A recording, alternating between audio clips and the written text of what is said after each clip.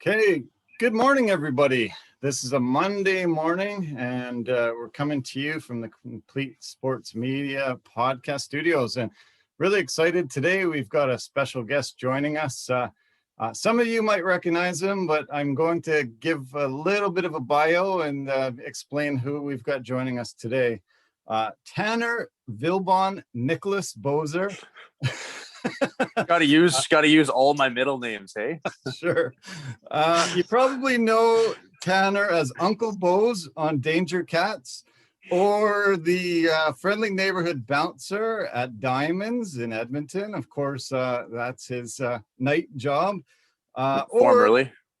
Or the Pokemon master who has searched for Pokemon guys in 8 different countries around the world. I think I've heard, that's one of your favorite pastimes to do outside your job. We will probably talk about his day job in a sec, but have I covered some of the other activities that you have going on, Tanner? Yeah, you got lots of your bases covered, that's for sure. This is going to be fun. We were put in touch with a mutual friend. I guess you're a heavy metal fan.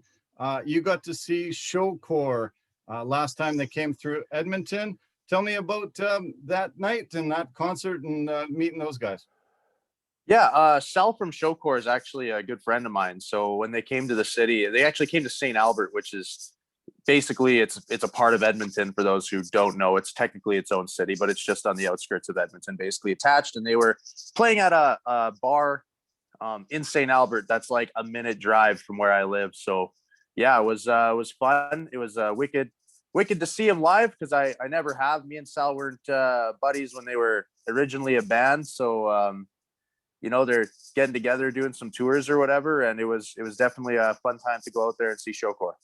Yeah, no, it was really great. I was a fan of them in their original lineup when they went on tour, and then they had a bit of a hiatus, and it was really nice to see them have another album, get another cross Canada tour. They were supposed to do another one in 2020, but the pandemic hit, and but we're hoping to hear some updates that they are going to come across Canada again, and you'll have to get a chance to go see them again. Yeah, for sure. When everything gets back to normal, that'll be good. If anybody doesn't know ShoCore, I'm going to play a short little clip and let you know this is their biggest hit. Let's play something from ShoCore real quick. It's going to be great to see Corey and the band here. This is their big hit, Bone Crafter.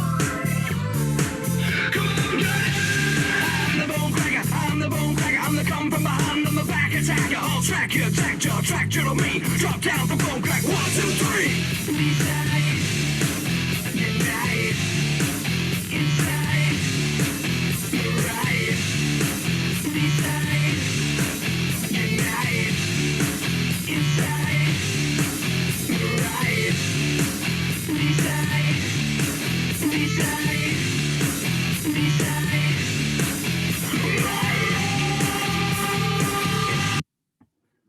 Yeah, so obviously very fun band, high energy, amazing live show. If you hear them coming through your town, don't miss them. Fantastic thing. I heard that you punched the guitarist in the leg, and that was Sal. Yeah, he had a bruise for a good week and a half. He said his leg was dead pretty much the next day. Do you remember? It was a kick. He wanted me to leg kick him at, I don't know. It was something like he was drunk as fuck, and he was like, "Man, just give me a leg kick at like 25% or 30% or something." And I mean, if your leg's not used to it, and it's not used to taking impact, like your leg meat actually toughens up and gets better at taking it. When you're new, it sucks. And I didn't kick him overly hard, but I mean, I made sure he felt it, and yeah, he was limping good for a while. That's hilarious. Yeah. Well, you've got some of the deadliest kicks in the UFC. Let's talk about your day job. You are a rising contender in the UFC Heavyweight Division. You've had 5 fights in the UFC. You were a very busy guy before you got into the UFC. I know you'd like to be a little busier once you're there, but tell me about your experience so far in the last couple years in the UFC. I mean, it's been pretty awesome. I debuted October 2019, and I was supposed to debut in the summer and on the Edmonton card in July of 2019, but my opponent there tested positive for steroids. So then it was too late to get a replacement. So my debut kind of got pushed back to October. And yeah, I've done okay. I won my first fight against Daniel Spitz by decision. I then lost to Cyril Gahn by decision. And then I had a couple of knockouts where I knocked out Felipe Lins and Rafael Pessoa. And then I lost my last fight by decision to Andrei Arlovsky. You really shot to the forefront, got a lot of notoriety, and started getting more popular with the people that don't really follow the sport on an everyday basis, with your 2 knockouts with Felipe Lin and Rafael Pessoa. Tell me about the difference in your life. Did things change in any way after those 2 big knockouts? I definitely became a lot more recognizable after those 2. Get recognized a lot more. I got a good payday on the Pessoa fight, at least. So after that, my life changed in a way where I wasn't having to just, scrape by between fights and really be waiting for my next fight in order to, like, if I don't get that fight, I'm screwed kind of thing. So that was nice. Yeah, I guess that's not like it changed my life or something like that. Like, there's no insane change. It's just little things. Sure.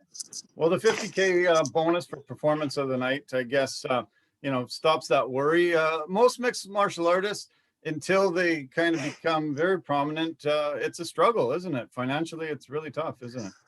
It can be. Most times you have to have another job. Either you got to have a ton of sponsors, or you got to be working something else. So it is what it is. It's until you get into a big league that's paying you enough to just do it. That's just the way she goes.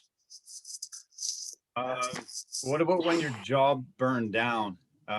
Did that change your life at all? Are you able to get more sleep now, at least, because you're not working nights like that? Yeah, so I worked at, like you mentioned earlier at the start of the podcast, I was a bouncer at Diamonds in Edmonton, which was a club, and it burned down. And after that, I worked at a couple other clubs until COVID hit. So I was working at a couple clubs in the city. I really didn't like the other jobs. I liked the guy I worked under. I worked for a guy who had kind of like a security agency type. So he would just kind of put us in like different bars or different places and stuff like that. I liked him. Good guy. But the bars I worked at, or the clubs I worked at, I really didn't like him. I kind of had it made at Diamonds, and then when Diamonds burned down, financially, I was worried, I guess. But I got lucky in that UFC actually, they paid me my show money for the fight that got canceled in July, which, just to get your show money when you're on a new contract, like fresh in the UFC, is not a ton, but it helped me get by. Without it, I would have kind of been pooched. So that was fine. And then COVID hit. Things got canceled. I was supposed to fight Jeff Hughes, and that fight got canceled because of COVID. The whole couple cards got canceled. And then I ended up, when they started doing cards back up again, and they were able to bring Canadians in, then I got on that June card and was able to get the quick turnaround in July. I fought under a month after, like 3 weeks later. And that was the one where I made some money. So yeah, after Diamonds burned down, it was definitely a bit of a stress point, but I was able to work other odds and ends, bouncer type gigs. I get more sleep now for sure. It's better for my training regimen and health for sure to not have to work, go to sleep at like, you work till 3, you got to close up. And then by the time you get home and have a shower, you're going to bed at like 5 a.m. So which isn't horrible if you're training in the early afternoon first. It actually works out, it's kind of the ideal job time wise, but not having to do that and being able to focus more on I guess on like just eating well and things like that, and doing a little more strength and conditioning. It was a real big stress point for a bit, but I think it was kind of a blessing in disguise in the end. Yeah, those back-to-back paydays must have been nice. Lots of guys don't like that quick turnaround because they don't get a camp. You talked about the quarantine situation. I know, a lot of people are frustrated with the quarantine situation if they have a job that takes them away from Canada. Do you think that they could have changed the rules where you could have just had a negative test and proved a couple of negative tests and not had to do that 14-day quarantine? So, you have the ability to get back training pretty soon. Yeah, it makes no sense. You can get, like, when you go to the States to fight or go anywhere to fight, they just test you a couple times. You get a couple negative tests and you're good to go. So when Canada had ample tests at the start, when there's not enough tests, then I guess, yeah, you're not at the front of the line because you're not somebody who could be sick and could have serious complications. But I mean, in my opinion, and I mean, I'm just an asshole, but like, why can't you just get a negative test or two and then be free? It doesn't make sense. You could book a negative test, get a negative test. And I mean, now there's a quarantine hotel. I don't know if you've heard about that. You have to go to it when you return from out of the country, and you get a negative test at the hotel before you're allowed to leave. And then you still have to quarantine at home. I don't know, man. Like it's fucked. Yeah. You do like taking a little rest, at least a week after a fight. I guess those 2 fights were so quick. You didn't take a lot of damage, though. You didn't have to stay away from the gym because of that. So, but would you probably would have taken a week off completely from anything? I mean, because of the quarantine, I took 2 weeks off or whatever. I fought 3 weeks later. So I took 2 weeks off where I definitely, you're supposed to stay in your place of residence. You can't leave. I didn't go to the gym, So when I got that fight offered, hey, do you want to fight Pessoa? In between there, actually, I got offered Marcin Tybura, who's a really good fighter from Poland. But I said, I'm quarantined. And it was like that week. I'm like, if I show up to the airport this week, I don't know how it works. I might very well get arrested. I can't leave my house or my apartment. So I'm stuck. So that they were like, okay, well, that's nothing you can do about that. And then they called as soon as my quarantine was up. It was the Monday.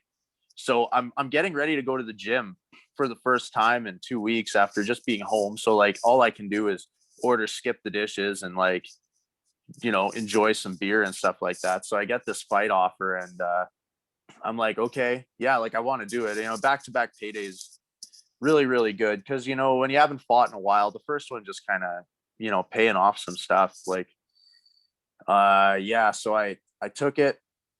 Well, I said, give me till the end of the day. I'll talk to my coaches. I want to do it. My coaches were like, hey, well, I would leave in 3 days. So I'd have 3 days of training. And they were like, well, we're going to get the poison out of you then. And, I had to hit there's this really terrible cardio circuit we have to do every week. But I mean, they don't usually have to do it after just binging for 2 weeks straight, not doing anything else. I did that. And then my coaches were just pushing me and I was just doing such high paced stuff. Like my insides, I felt like the alien was coming out of my stomach. Seriously, my stomach was like in knots. It was the worst 3 days of training of my life in order to try and put me back in the shape I was in 2 weeks prior. But I mean, at the end of the day, I pretty much, I like died. I think I threw up after the circuit. My coach was like, well, you got good numbers. Like you did fine. You can, if you do this fight and you can perform for 15 minutes, you can throw up and die after. So, I took the fight and then things obviously ended up going my way, and I'm really happy I did take that fight. We have noticed a change in you and your body. Your strength and conditioning seems to be good. I've heard that you're eating a lot more clean. You've stayed away from the beer probably. I've heard from your coaches that you are one of the most professional guys that they've ever dealt with. So you don't tend to stray too far away from your job and the things necessary to get you, keep you in top shape. Yeah, I mean, I'm in the best shape I've ever been in for sure, but I was never a guy who wasn't taking fights seriously. Even when I didn't like look the same physically, I wasn't a guy who was drinking beer in fight camp or anything like that. And honestly, I never really, I never ate super clean, but I never ate shitty either. I still don't. I'm pretty middle of the road. If I eat super clean, I get skinny. I can't maintain the size I need to maintain. But yeah, the strength and conditioning has come a long way. I've really put a lot of emphasis on that in the last year. Notice a big change. Oh, thanks. Yeah, well, we've noticed a big change. Have you noticed a big change? Oh, yeah, I'm way stronger. My gas tank's better, but that's always actually been good. But I'm way stronger. It's noticeable. You train at a couple of different gyms, Frank Lee's Muay Thai kickboxing, as well as the sweatshop. Yeah. Tell me about the opponents that you spar with there. Are you dealing with really a lot of heavyweights there every day? Nope. In terms of heavyweights, I have Christian Larson, who's he's like the third ranked heavyweight in Canada right now, behind me and Arjun Buller.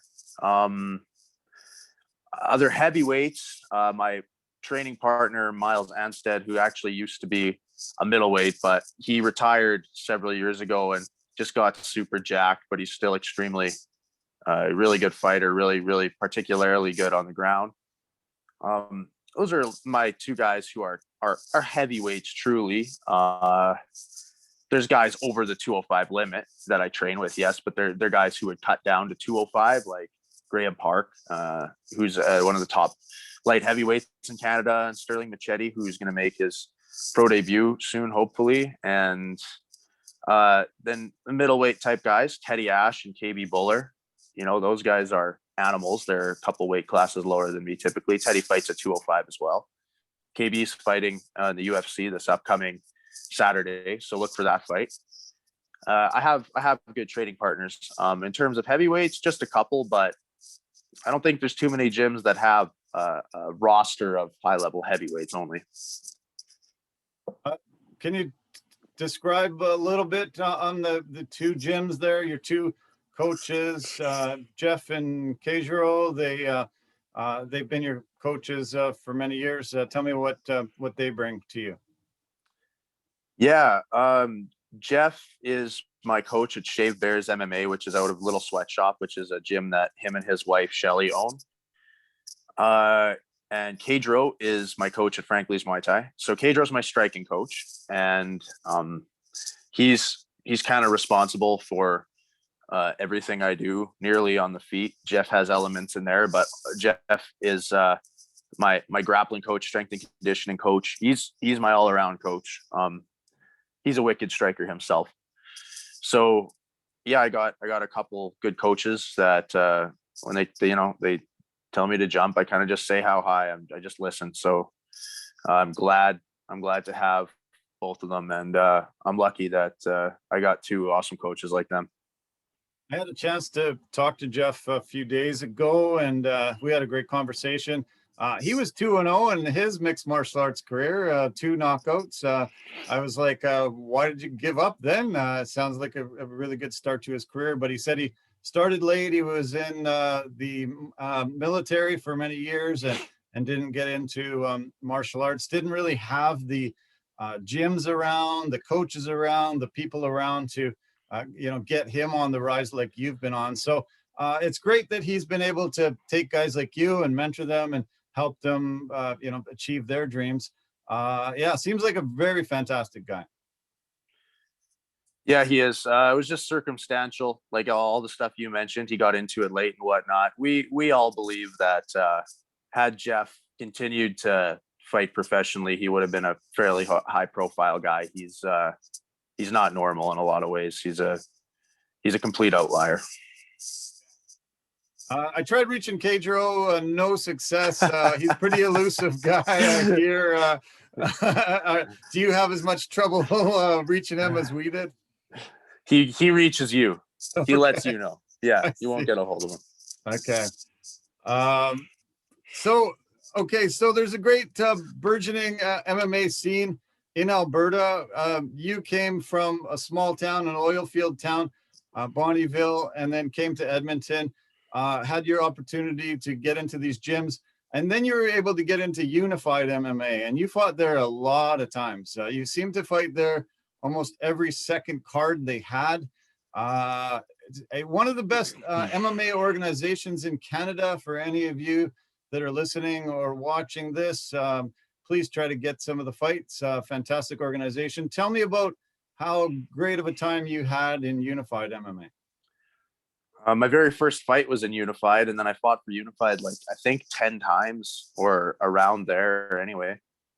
Yeah, it was a mainstay. So it was in Edmonton. They had cards several times a year, and whenever I wanted a fight, they were more than happy to find me an opponent and put me on the card. So yeah, we're lucky to have unified here, and to be able to, for guys around this area, to be able to kind of fight at your leisure, before COVID anyways. You don't have to scramble to get on a card somewhere. You're a local guy and you can sell a handful of tickets, they'll get you a fight. So yeah, unified was definitely a kind of a cornerstone of my career for sure. How many friends and family would attend some of those events of yours? Oh, lots. I would usually sell, like, tables have about 10 people at them, and I would sell 4 or 5, and then I would sell between 50 and 100 general admission, probably depending on the event. 75, 100. So yeah, I'd probably have 100, 150 people I'd sell tickets to. Yeah. So you would have had massive support if you got to fight on that Edmonton card. How disappointing was it when that fight fell by the wayside because of the fighter testing positive? Yeah, I was really disappointed. I was really bummed out for a few days. Like, fuck, that sucked. Yeah, that would have been a great place to make my debut in UFC. Would have been awesome, man. On top of that, it would have been a great performance because Giacomo Lemos fucking sucks. Would have knocked him the fuck out. Yeah, that was disappointing for all Canadian MMA fans. We love having UFC cards locally here because there are a lot of Canadians that get on the cards, get some showcase. It was a shock to everyone and really disappointing. You've had a few fights fall by the wayside. Tell me one about that fell by the wayside from Mo Green. I don't know the details too much about that one.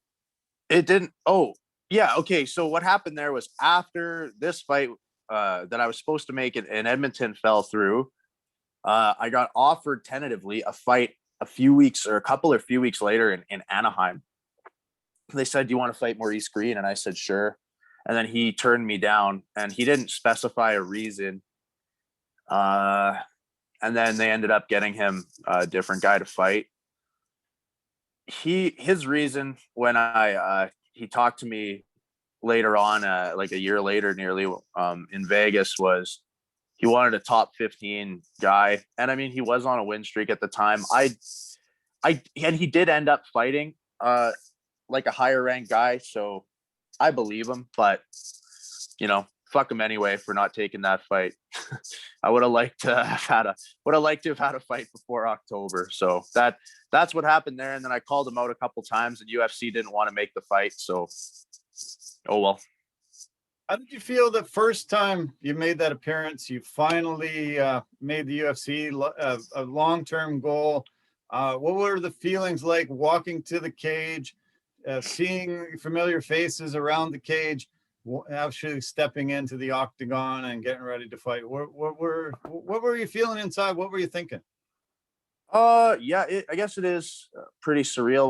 When I made my debut, I was the very first fight of the card in Boston. The crowd wasn't really packed yet. You know, there's just a scattering of people.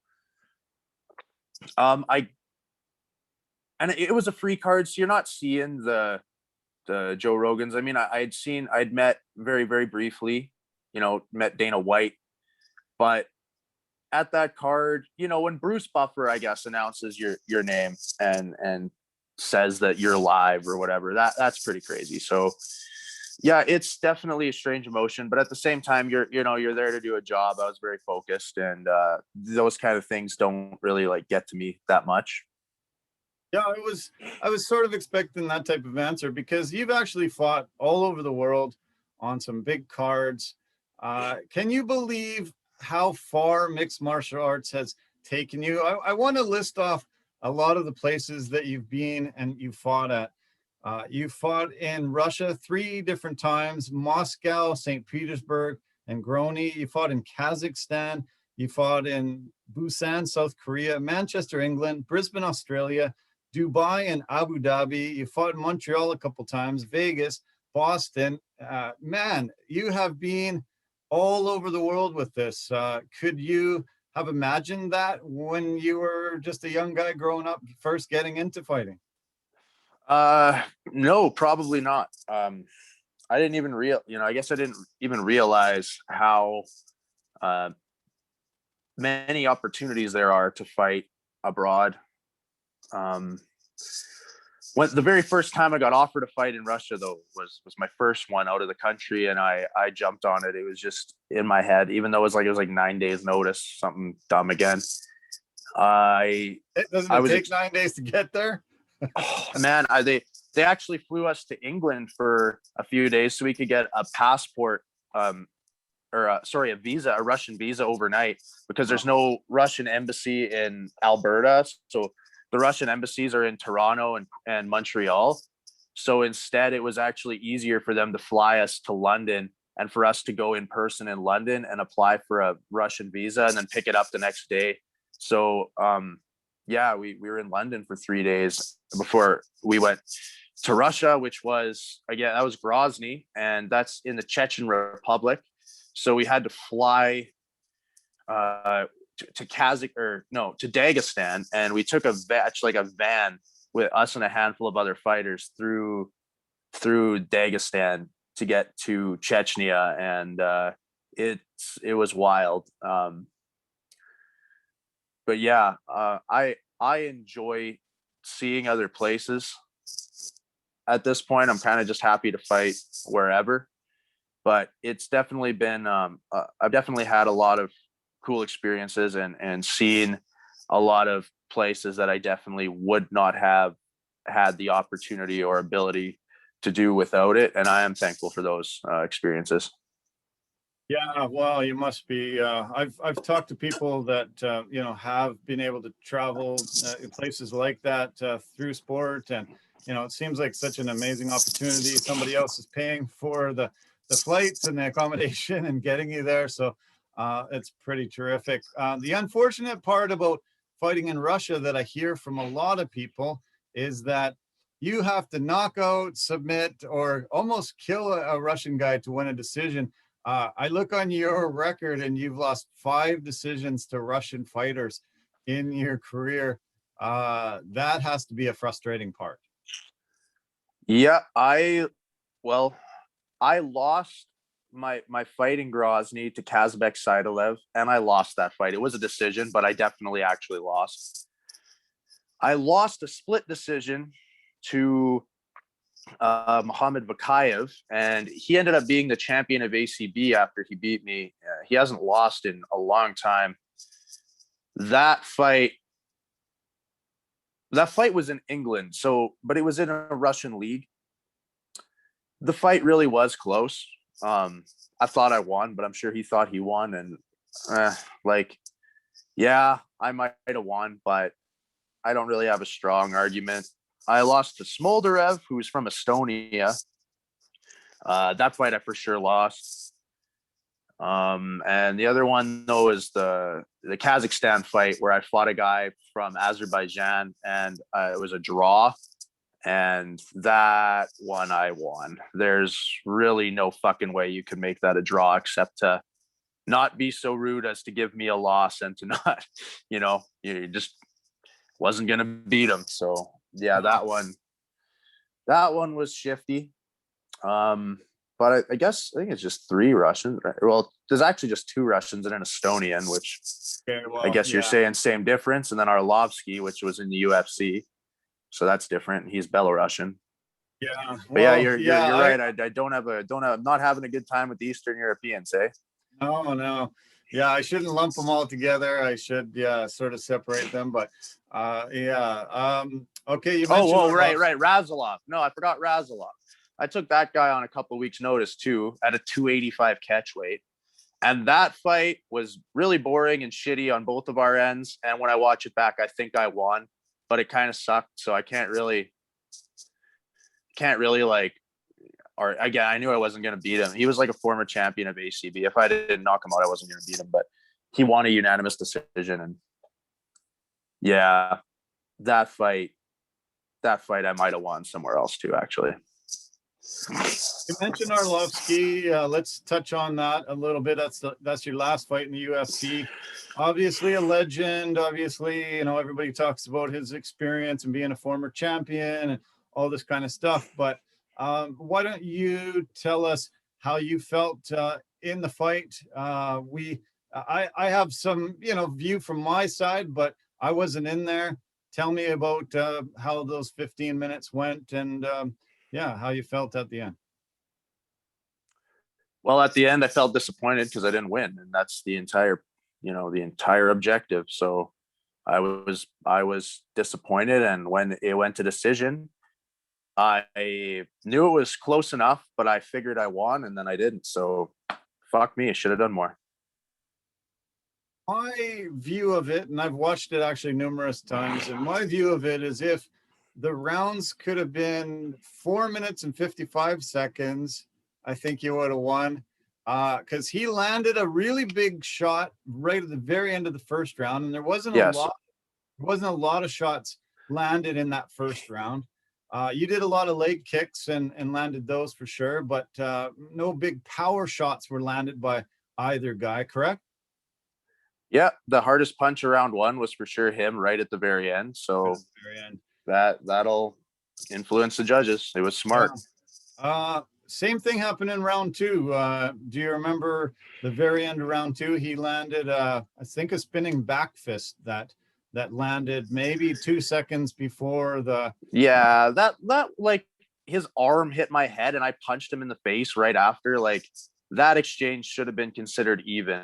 I don't know about that one, but I mean, what am I going to do, man? It wasn't a fight that I have you can argue I won, but you can also argue he won. So what am I going to do? I lost. I had a different 29-28 across the board, but every single judge gave me a different round, which shows you how close every round was. So I didn't do enough. Like, it sucks. Of course I regret it. Yeah. That's what it is. Do you consider yourself a counter striker? Is that how you would describe yourself?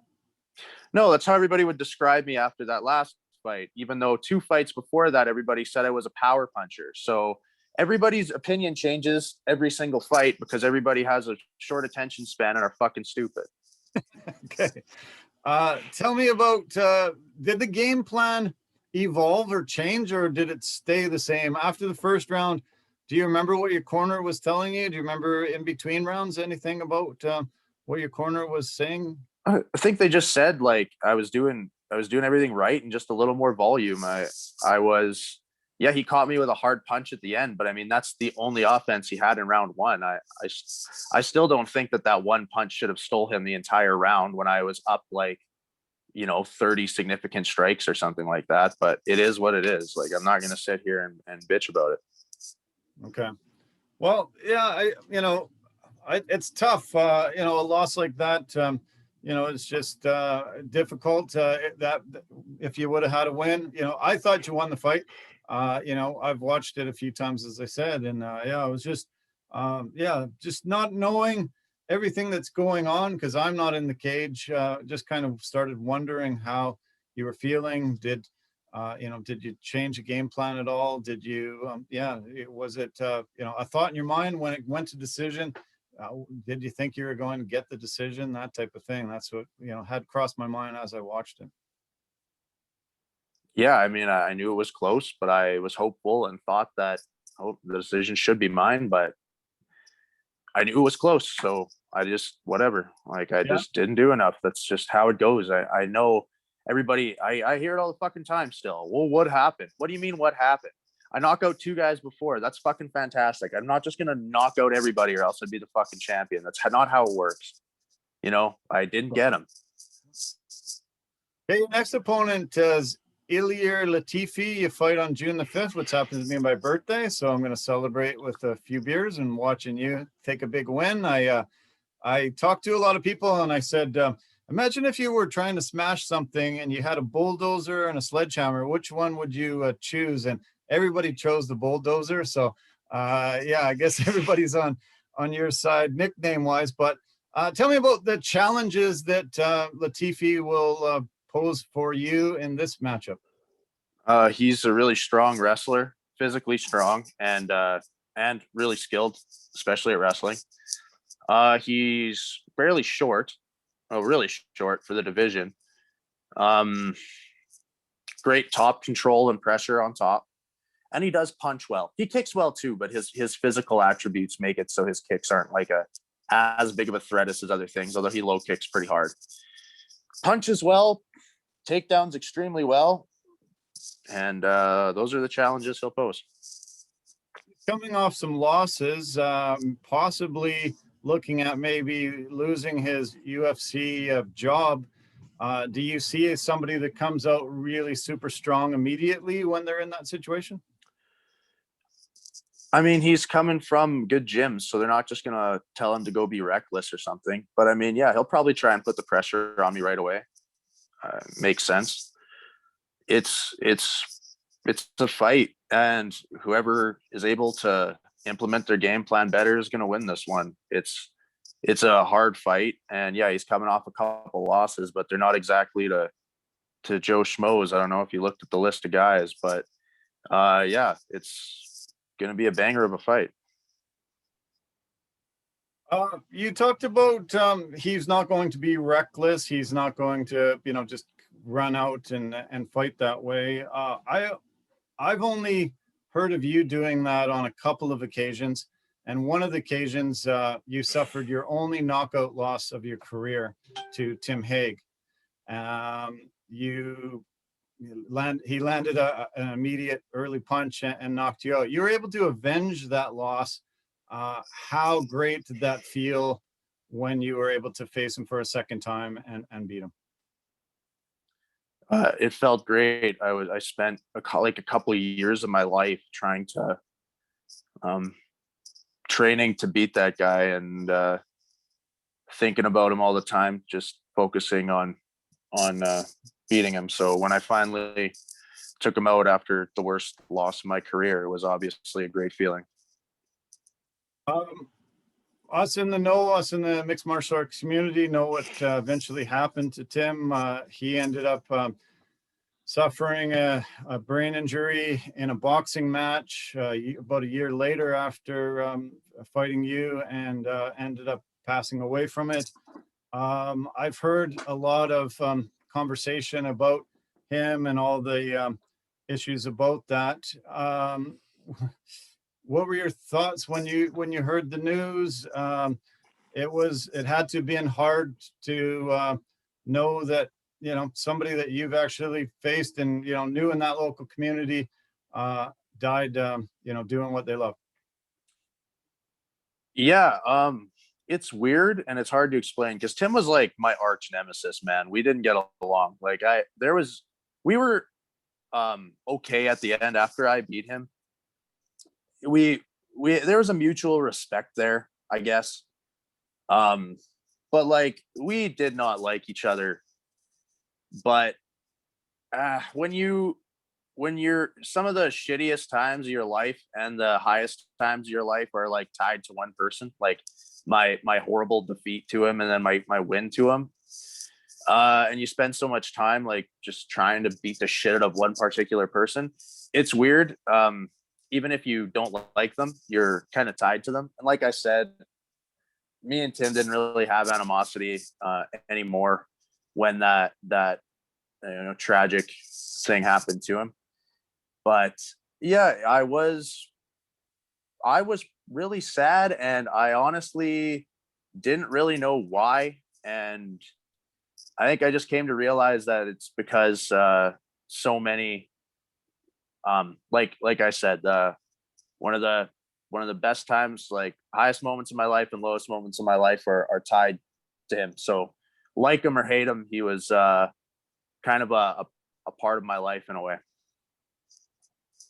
I dealt a lot with mixed martial arts in my life, helping fighters in numerous ways, helping some of the local leagues here and covering the UFC. And one of the things that really frustrated me about athletic commissions was that a lot of times guys had to fight in underground fighting. They had to fight on reservations. They weren't able to get sanctions, regulations, that type of thing. I was really critical of our local athletic commission. That Alberta Athletic Commission allowed that Tim Hague fight to happen when he should have had more time between his last fight. The frustration that I feel probably is nothing like people like you immersed in the MMA community feel. Is there things that are still not good about what happens in the athletic commissions? Not my area. I don't want to talk about it. Okay. All right. I get you. No worries. It's been very tough. And, I've had some friends, suffer some severe injuries and some tough things. And so, yeah, I get you though. I'm not wanting to go there. Okay. I'm going to buy you a beer next time I see you.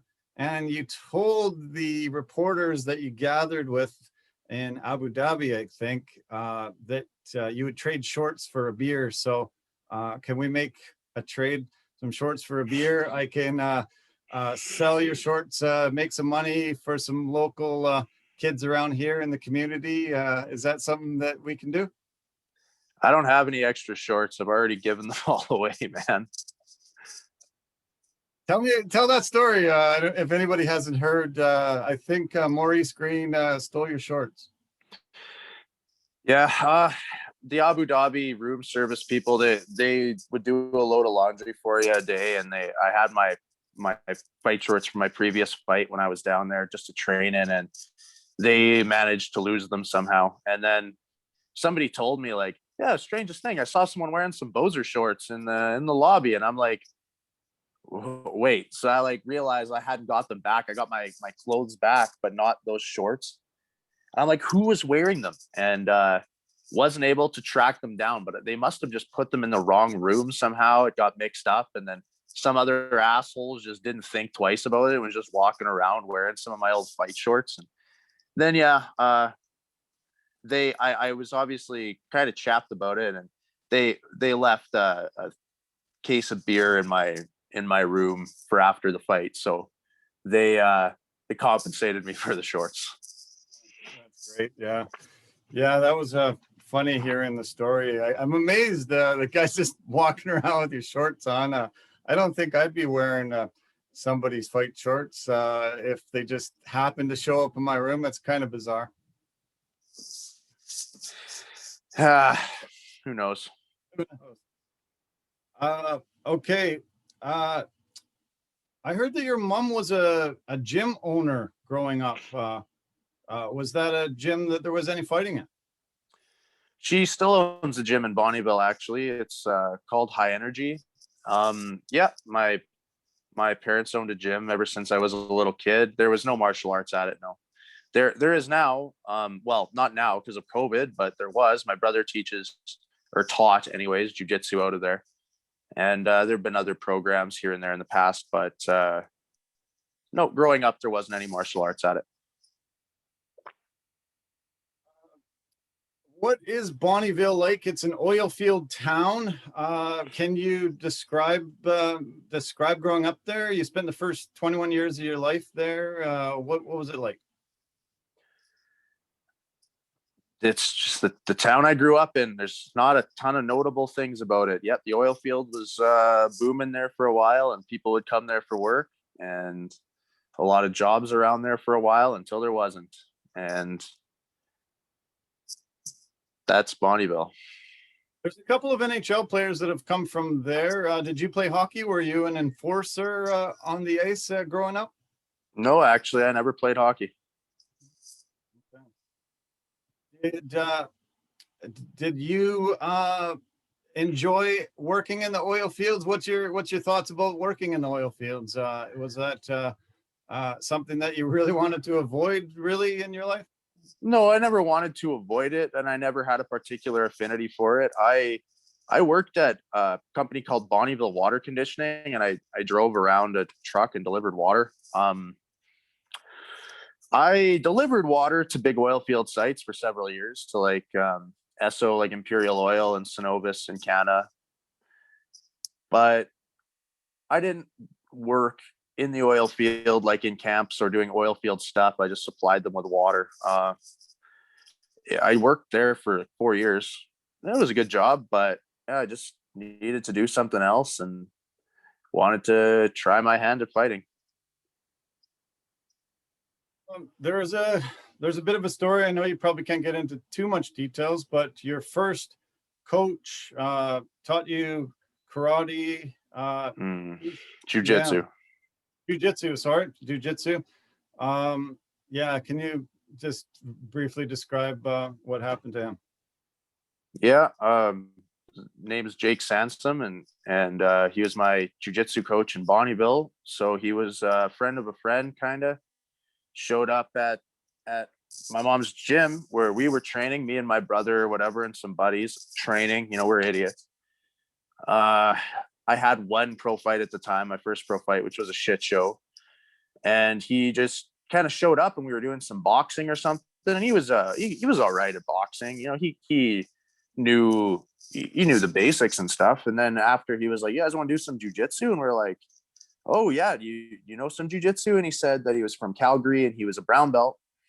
And we're like, "Oh, awesome!" And he knew his stuff. He's definitely really good at jiu-jitsu. And he then she's like, "Hey, you guys want to come back on whatever other Thursday?" And we're like, "Yeah, let's do it." And then he just made regular training sessions. He taught me and my brother the basics of jiu-jitsu and would come in and work with us all the time.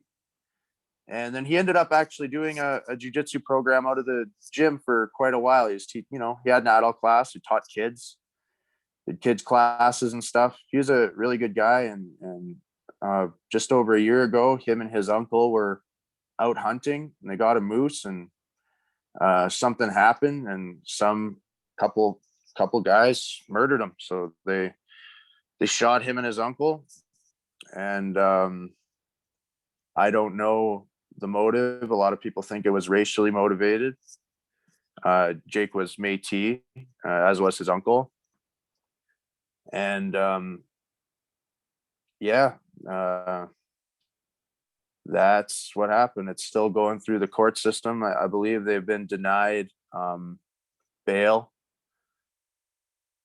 but I don't know. There's still been no no sentence hearing or whatever. That's still being sorted out. How big of a shock did that cause in your life and a lot of the guys' lives that trained under him and knew him just as a regular nice guy? Yeah, of course, it shocked a lot of people. He was a good guy and good man in the community. He was doing charity events. I remember he put together him and his wife had some charity event where we were filling up a sea can with, I don't know what, it was just like, tell me and my buddies to come help. And sending stuff down to the floods in Calgary there. You know, this is almost nearly a decade ago, or to Banff or Canmore, wherever those floods were. And yeah, he said he taught kids jiu-jitsu classes. He's a good guy. He didn't live in Bonnyville at the time of his passing. He was down in that area hunting, but and I think he had just been laid off, so he was working in the area. They're living in Lethbridge area at the time. He's a volunteer firefighter there as well. I mean, yeah, of course it's sad and a shock to me, but I mean, it doesn't matter like about me, man. Like the guy's got a wife and like young kids, you know, like a young family. It's fucked up. It's a really, really sad situation. And, you know, hopefully if there's any justice in the court system, those guys that did that are going to get a long time in jail. Yeah, hope so too. Yeah, brutal. Thanks for sharing. I know it must be tough to even think about. Yeah, what a horrible thing to happen. You mentioned your brother. He's a pro fighter, I understand. Tell me about him, and are we going to see him emerge? Yeah, he's 1-0 as a pro, and he hasn't fought in years. He just did the one. I don't think he would never do it again, but it was more just a bucket list thing. And there was a King of the Cage card in Cold Lake, and it was just opportunistic. Yeah, fuck it, I'll do it. Yeah, he can fight for sure. He's good at jiu-jitsu, really good at jiu-jitsu. Like I said, he teaches jiu-jitsu when it's allowed out of the gym there in Bonnyville. Right now, he just had ACL surgery. He had messed up his knee a couple of years back, but it took them a while to find out somehow that his ACL was fully torn. So yeah, I don't think you'll see him anytime immediately, but you never know. He might pull his ass out of retirement one day. But he's is he older or younger than you? He's 2 years younger than me. He's a working man. He does supply chain management. He's had a lot of jobs recently. He's kind of keeps getting picked up by bigger, better places, but he sells valves and flanges and out of a warehouse, and is doing well for himself. Yeah, good. Do you think if you move up the ranks a little bit, you might have some pull to get him an opportunity, and maybe in the Dana White Contender Series or anything like that? Ever crossed your mind? Well, he'd have to have a few more fights if he ever wanted to have a big shot, which I don't know if he does. Like, you know, he's pretty happy, comfortable doing what he's doing. I don't know if that's something that's necessarily in his crosshairs. Of course, if it was, I could get him some fights, but I don't think necessarily that it is, at least not at the moment. With your mom having that gym, did it give you an advantage? Were you, when you were a kid, you went there, I guess, you would work out a little bit, keep in shape, maybe stay out of trouble a little bit. Did it help you on this road? I worked there. I worked out a little bit, man, but not much. I didn't really get into it until way later, honestly. It was great when we started doing it, but like when we started wanting to train, because we had a space where we could do it. There was a whole kind of area that we just matted and trained in there. So that was extremely advantageous at that point. You were big on karate. I think you did karate from 11 to 19, from what I heard. Karate was a big part of your mixed martial arts journey. Yeah, I did karate for those 8 years ish. Suppose it was influential on me. Yeah, we grew up doing it. Yoda Machida was somebody I heard you mention as a guy that you looked up to because of his karate background in the UFC. When you saw him fight, did you think, hey, there's a guy with karate background, maybe I have a chance at this? Yeah, that was it. Machida, rose through the ranks, won the belt, and he fought very karate. Even guys with a karate background, you don't usually see fight in such a traditional stance with traditional punches and stuff like that. And it was Machida. I was a really big fan of him, and I thought that he was for sure a guy that I watched, and I thought maybe I could do that. St. Pierre. What about him? Yeah, what was he? Somebody you looked up to? Canadian, had so much success. Yeah, And yeah, of background. course. Everybody loves GSP. Watched all his fights. Was always stoked for a GSP fight. Yeah, I was always a fan of GSP, but he wasn't like a guy that I thought I could like model myself after or something like that. Different fighter, obviously. And then I have Tito Ortiz's book here. I heard he was a guy you really enjoyed. Did you ever get a chance to read this book? I actually I did read that book. Yeah. I read it a long time ago now. But Tito was one of the first guys I kind of recognized on TV. Like I saw him like recurring, you know what I mean? Like he had so many fights that when they would be playing reruns on Spike TV or whatever, there might be like a whole night of like Tito Ortiz stuff, you know, or something like that. And he was just a guy that I think I saw more than other guys, and he's usually winning. And so I thought he was a badass for sure. I liked him. Yeah. When I was like a teenager. Anybody else come to mind? For UFC guys that you remember growing up? Randy Couture, I guess, is another guy that I heard you like. Couture was, yeah, my dad was a really big Randy Couture fan, like every single middle-aged white guy.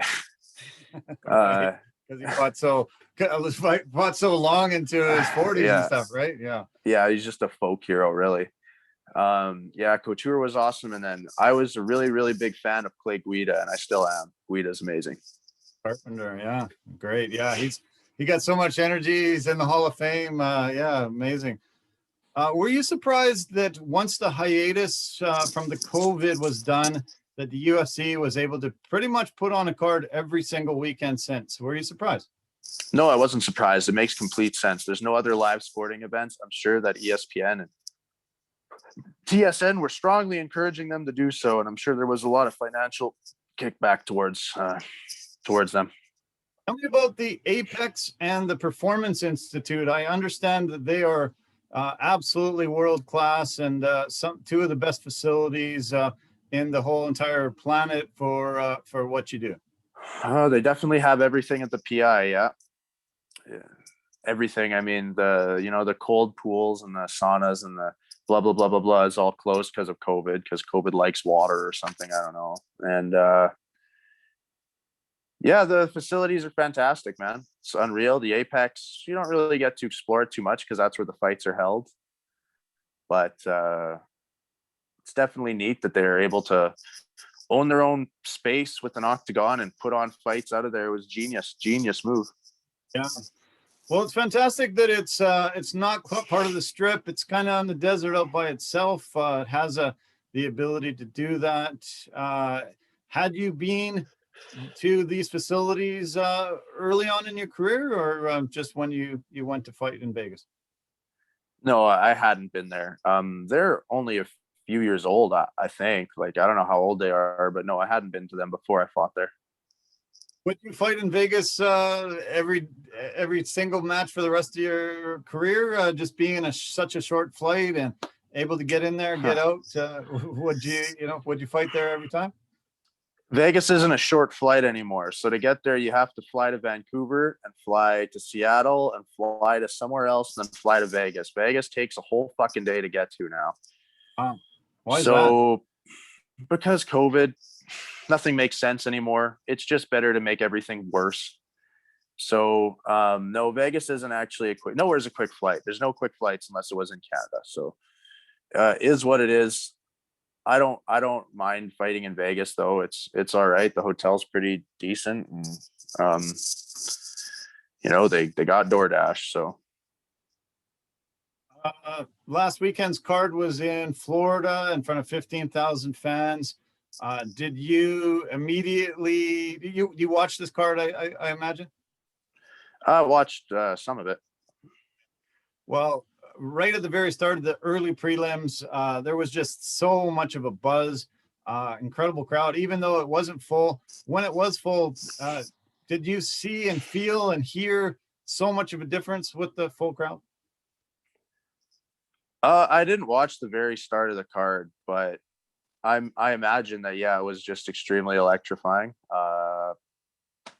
People are excited to be able to go to anything. So yeah, I bet you you know, a live sporting event with a card that's extremely hyped is going to be a riot.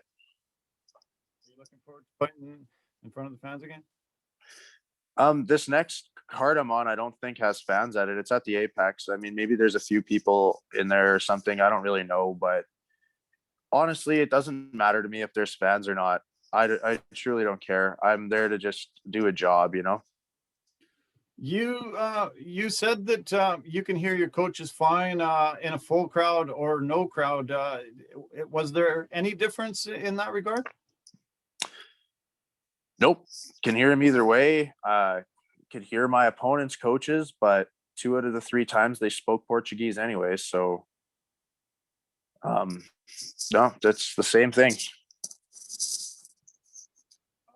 Do you see the UFC giving you a ranking fairly soon? Do you care about rankings? I don't care about rankings, and it really depends on this fight. And if I win this fight, I guess I'll be closer to getting a ranking, but I won't get a ranking if I win. If I lose, I'll be quite far away from a ranking. So, no, I don't really care either way. Well, I care if I win or lose. I don't care about rankings either way. I mean, obviously. Okay. What about your love of metal? Tell me about the bands that you loved growing up, and what do you listen to get you going? I actually like folk music. I like ShoCore because my friend is in it. But I like metal growing up. I really like System of a Down, and you know, I guess if you're gonna count Linkin Park as metal, like Linkin Park, but I was never into like really heavy metal or anything like that. Yeah, I like folk music. I don't really listen to metal very much nowadays. Okay, tell me some folk music that I have to hear. I mean, I really like The Tallest Man on Earth. I don't know if you've heard of him. I like Stan Rogers, real classic, kind of an oldie there, you know. I listen to some Canadian artists like John Brooks. I really like. I like Passenger, that kind of stuff. Yeah, I got to see Passenger live, and I don't think many people in the crowd really knew anything about him. I seemed to look around, and not that many people were watching him, and I was absolutely blown away by his performance and his story. And yeah, he became one of my favorite artists to seeing him live. Where'd you see Passenger? It was at a concert in Stanley Park in Vancouver. Oh, yeah, okay. Yeah, it was a big festival. It was a run and yoga festival, and there were some bands that were playing there, and I really wanted to go see some bands, go to the beer garden a little bit, and yeah, all of a sudden he steps out on stage, acoustic guitar all by himself, started playing music. I was blown away, and then he's talked about his story, just kind of being one of those type of musicians that just travel the world with their guitar in their case, open it up on the street corner, play some music, hope to get enough to put them in a hotel for the night, eat, and then move on to the next town. It was a pretty remarkable story. Yeah, that's really cool. I saw him once as well at Folk Fest in Edmonton here. Yeah, no, that's neat. He's got, I love his music, and that's definitely, he's got a cool story. Yeah. What about country music? Alberta is known for its good country music, and people love it all over. Were you ever a fan? No, not overly. I don't dislike country music. It's just not something I listen to tons of. I really like Coulter Wall. I don't know if he's considered country or some sort of folk. I don't know his exact genre. He's from Saskatchewan, but really like Coulter Wall. You know, Brett Kissel's from Bonnyville as well. So I dabble, but it's not my main genre of music, I guess. Danger Cats and the fun you had doing that, being Uncle Bose and having fun with your buddy there. How hilarious of a time was that? Always fun hanging out with Hacksaw. He's a funny guy. Yeah, you made me laugh on many of those videos. He's quite the card, and yeah, I was glad you appeared with him a little bit. Tell me about your Pokemon love. Where did that start, and how did that even become a thing?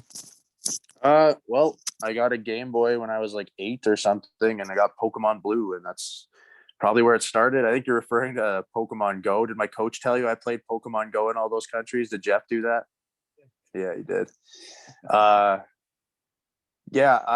Pokemon Go is a great time, man. It's fun. I got no shame there. It's a great way to pass the time on fight week too. I know you've got angry at some of the reporters when they've said, hey, you should drop down to 205. And obviously, you know, they're being idiots saying that kind of thing. But would you be a proponent of a 225-pound weight category? So you'd split that up from between 205 and 265. Seems kind of a far distance. If they did that, then obviously that's the division I would fight at. But I don't really care. It doesn't matter to me. You know, now Ngannou is a guy who couldn't make 225, but I mean, he probably could, but would he? I don't know if it would benefit him as much. But like Stipe, Cain Velasquez, all those guys weighed in at like Stipe and Cormier were like 230, and Velasquez was in the high 230s, early 240s. All of those guys could have made that 225 or 235 or whatever you want weight limit quite easily.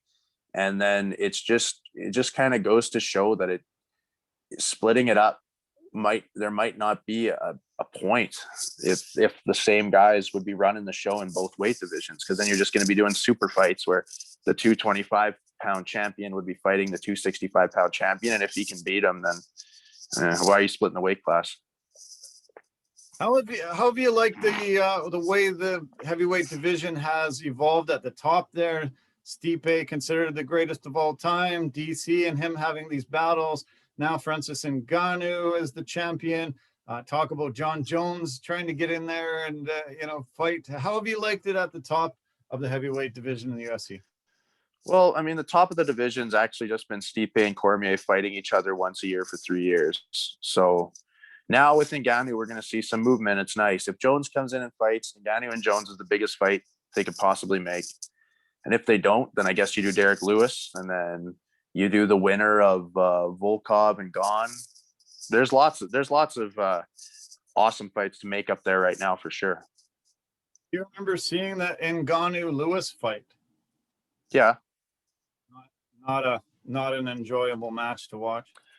No, it was extremely boring and nothing really happened. But Lewis has that win on his record. He did enough to win. Lewis had a messed up back and couldn't really do anything. And Ngannou had a mental block, I believe. I think he was just completely gun shy because of getting kind of broken in the first fight with Stipe. And the fight was boring. And sometimes it happens. I know everybody wants to see it, but sometimes you don't see an opening, and two guys that have bazookas for hands just don't feel like flipping that coin and hopping in there. So I think if you see a rematch, it's definitely not going to be the same as the first fight. I think somebody's going to get knocked out.